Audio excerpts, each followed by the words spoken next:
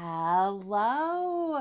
So today I am so excited to tell you about the game Marsh Hallow that is on Kickstarter now, and please consider supporting this. This is a game that I have been playtesting since early days. Kervin, who is here on TikTok, many of you probably know and follow him, has been working on this game. And the first version I played was a print and play with kind of just almost like some graph paper with a few symbols on it. It had a lot of theme, but it hadn't been fully developed yet. And now look at it. It is amazing. So it takes the premise of a roll and write and says roll and writes need to have a great theme, and does it so wonderfully. So everything is a prototype, could change, but it looks fabulous. So this is our rule book and our comic. So in the beginning, it gives you insight into what's going on. It tells you about the characters. You get all of the lore, and then you get all of the rules. And all of the rules make sense thematically for what's happening. So you will have your individual player board that is marked with family members and with evil cultists that you are trying to extinguish, also that you can get to the base of the pyre and extinguish it, and everyone is rescued and happy. So in order to do that, because this is all fire-based, you are going to need to collect different water items that are going to allow you to mitigate these things, because if you don't, things escalate very quickly. Each round, the number of flames still available on the board will escalate up to 20 per round. That is a lot, and you want to prevent that from happening. So you will get sheets of this, and it comes with pencils. For me, I recommend using I really like the friction pens for anything that has paper, because you can erase it. And with this, you'll be spending water and gaining water, things like that. I also recommend laminating sheets. That way you can use a wet erase or a dry erase.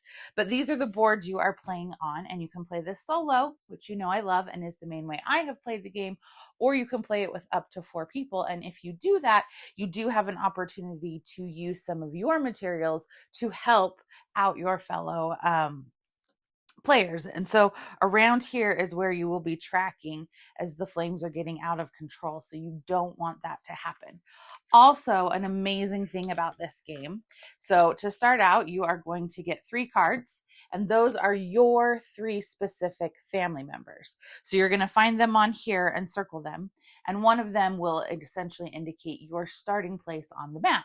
And you want to pick carefully, because there's things like lakes that if you can get to all of them, you're going to get a huge water bonus. And each time you get to a lake, you're going to get a bonus. There's tents that you can loot to get some things to help you. And you need to make it to the base of the pyre by the end of the game. So you want to think carefully about where am I going to start out? And you need to rescue all 3 of your specific family members.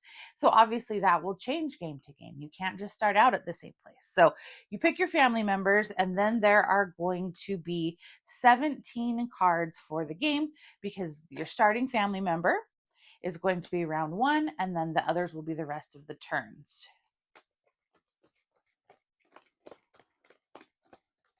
So that's essentially the timer for the game, is when this runs out, that's when you know you have to have accomplished all of your goals. And at that point, the water you have left needs to outnumber the flames that are still lit on your board that you have been totaling throughout the game. So the goal is that during your turn, you're putting out flames and you're using water to do so, so that the fire is accelerating less quickly. The big pyre is not building as rapidly, and you need to have enough in your reserve left to beat whatever the final number is there. The thing, though, that is so cool about this is these transparent cards. I am spatially challenged, unaware. Like if I'm in a building and someone's like, oh yeah, we need to go to this, the 9th Street exit, I'm like, well, I'm inside a building, I couldn't tell you which direction that is. So I love that these are transparent, because it means I pick one of my 2 symbols that I'm going to use that turn, and I can actually place it on the board and see where it's going. And these can be rotated any direction, they can be mirrored. So I love that I actually get to set this on the board to see exactly how it's going to work. One of the other things that's really unique in this game is lots of times when you're having to place things next to each other, they must touch along a straight edge. This game is the opposite. It cannot touch along a straight edge. You have to touch diagonally. So if I've placed something here, I can only place my next shape diagonally to it. And I can only cover up these flaming marshmallow baddies if I have the water to extinguish them. So there's a lot going on in this game. And like I said, it is so thematic. The artwork is just stunning. Like I said, when I started learning about this game and the first print and play version and the second print and play version, there wasn't even like full art yet on the cards. They weren't transparent. It has come so far. It has been amazing to watch this design process. Comes from two designers, Kervin and Kelly. Kervin is the one that I know and have interacted with, but Kelly has done an amazing job as well. So if you love roll and writes, if you love theme, if you love the cultist aspect, which I think is so fun, and if you want to support some small designers who have put their heart and soul into this for a couple of years now and are wanting this project to become a reality, please go check it out on Kickstarter. Consider giving them a follow. I enjoy roll and write, flip and writes, all the and writes, and this one has the theme to go with it, which some of my favorites also do. Not all of them have that. I think this game is really special. I know it's been a labor of love. So I was a backer day one. I'm hoping that you guys can discover this project as well.